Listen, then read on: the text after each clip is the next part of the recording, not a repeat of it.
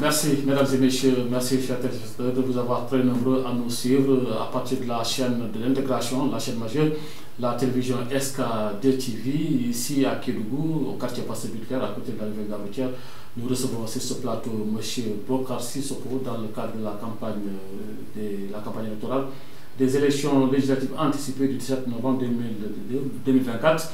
Aujourd'hui, M. Bokar Sissoko est le potentiel candidat, n'est-ce pas, du parti And Doolel Ligue Kati, ADL, ici à Kédougou, pour le compte du département. M. Bokar, bonjour. Bonjour, Dayo, ça va bien? M. Diallo, ça va? Ça va, merci. Merci. Voilà, merci, nous vous remercions infiniment d'avoir répondu, n'est-ce pas, à cette invitation. Oui. Une occasion, n'est-ce pas, de vous offrir, n'est-ce pas, une occasion de vous adresser à la communauté et de dire exactement quelle démarche adoptez-vous, quel programme allez-vous proposer. En gros, quelle est votre vision, l'objectif pour les prochaines élections législatives. Alors, vous pouvez revenir, s'il vous plaît, sur votre parcours politique. Bokar Sissoko, nous avons toujours connu dans plusieurs secteurs, dans le secteur de l'artisanat pratiquement généralement, mais particulièrement dans le secteur du tailleur, n'est-ce pas, et également sur la scène politique. Est-ce que vous pouvez revenir un peu sur votre parcours? Voilà, M. Dayo, je vous remercie beaucoup de m'avoir invité à votre chaîne. Donc, je m'appelle Bokar Sissoko, je suis actuellement tailleur. Bon, mon parcours politique, j'ai fait le parti PS de l'ancien régime. Donc de là, maintenant, on est allé se retrouver dans les autres partis. D'accord. Voilà. Donc jusqu'ici, c'est ça notre travail à l'heure. D'accord. Aujourd'hui, Bokar, vous êtes à la conquête des suffrages pour le département de Kédougou afin de représenter le département des populations à l'hémicycle. Qu'est-ce qui vous a poussé exactement? Qu'est-ce qui vous a motivé à être candidat aujourd'hui? Je vous remercie beaucoup. Donc, pour ma candidature, c'est venu des artisans. Parce qu'ils ont porté leur confiance à ma modeste personnalité, en me demandant de les représenter, parce qu'on constate qu'on n'a pas de voix au niveau de l'Assemblée. D'accord. Donc, c'est ce qui nous a poussé à se présenter. Vous n'êtes pas représenté? Si, on est représenté. Et vos préoccupations ne sont jamais prises en compte? Non, jamais pris en compte. D'accord. Ouais. À 100%, quoi. D'accord. Voilà. D'accord. Et c'est toutes ces raisons qui ont fait aujourd'hui que les artisans ont proposé, n'est-ce pas, des candidats? Oui, ils ont proposé des candidats d'être un peu partout dans les institutions. D'accord. Alors, aujourd'hui, vous êtes le candidat, vous connaissez le département de Kédougou, la région particulièrement le département, oui, qui souffre sur beaucoup de secteurs, n'est-ce pas? Beaucoup de secteurs aujourd'hui sont confrontés à des difficultés. Oui. Aujourd'hui, vous avez un programme déjà avec lequel vous voulez aller à la conquête des suffrages. Oui. Est-ce que vous pouvez revenir sur ce programme? Oui, on a un programme, on a des programmes bien déterminés. D'abord, concernant le secteur où le secteur où nous sommes, c'est-à-dire c'est l'artisanat.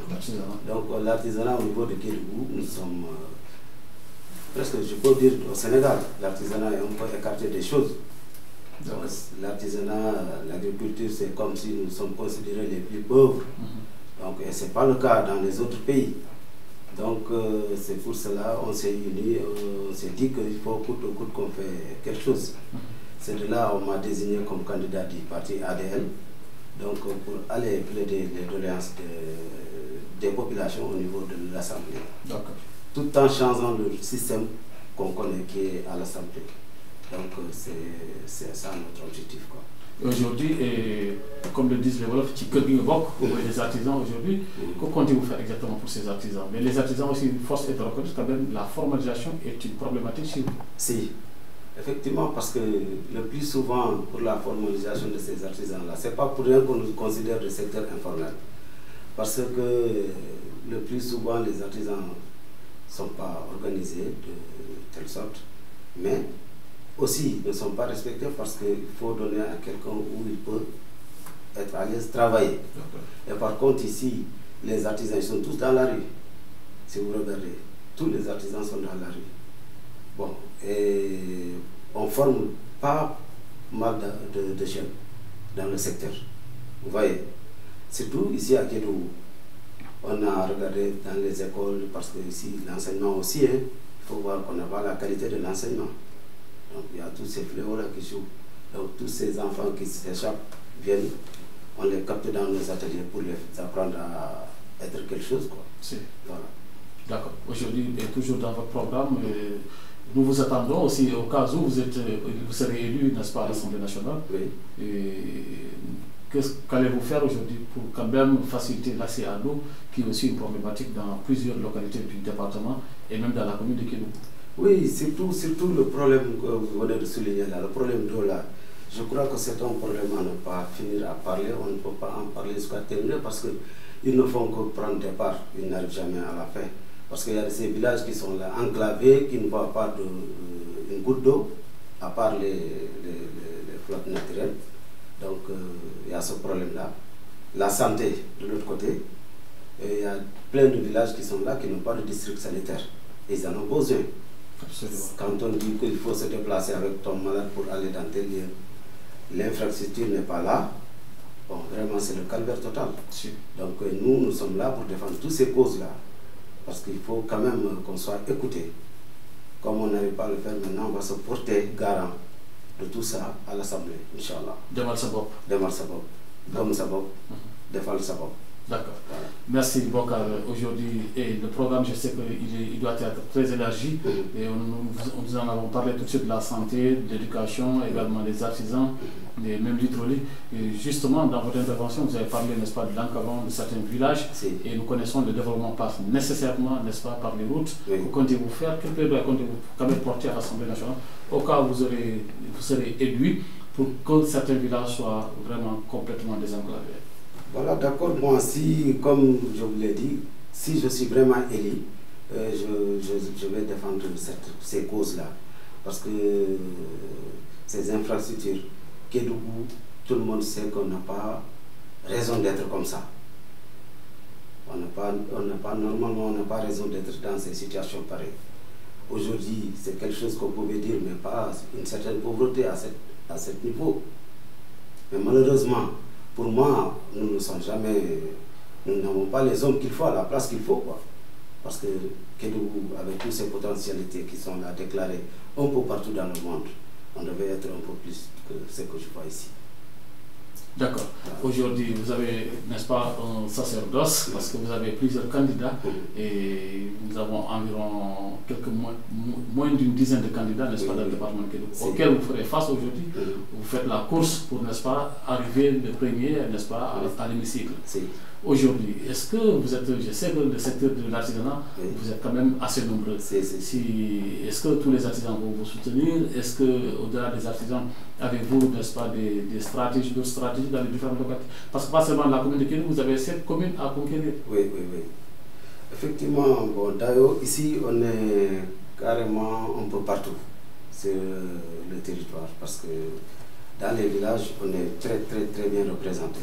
Les artisans ont compris, parce que c'est une révolte nationale qu'on a, excusez-moi de l'autre terme, quoi.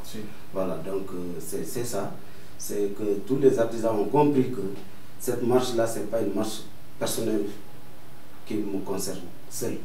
C'est une marche qui concerne tous les artisans et toute la population de Kédougou.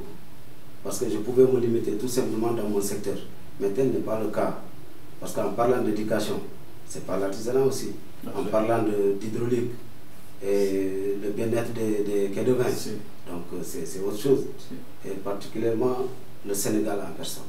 Donc on a vraiment des choses à faire. Et on comprend que votre objectif, certainement, nous connaissons que les artisans sont incontournables dans le développement socio-économique, n'est-ce pas? Et est-ce que ce que vous voulez transcrire aussi sur la scène politique, être incontournable sur la scène politique? Effectivement, M. Diallo, parce que là, l'Assemblée, si vous regardez depuis les indépendances jusqu'ici, l'Assemblée c'est le cas, c'est le problème qui se pose, tous les problèmes politiques qui se posent au Sénégal, c'est l'Assemblée. Ça démarre à l'Assemblée. Il y avait eu des temps ici avec Senghor et tout ça là. Tout leur problème c'est l'Assemblée, jusque là où nous sommes aujourd'hui avec ce régime-là. Donc nous on vient pour essayer d'équilibrer ce déséquilibre qui est à l'Assemblée. On vient juste pour reformer tout ça.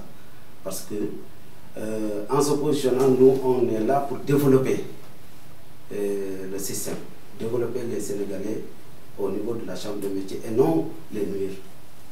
En quelque sorte, vous voulez apporter une équité entre tout ça là, voilà. Une marginalisation du secteur de l'artisanat selon vous. Voilà, si. D'accord. Si. D'accord. Ouais.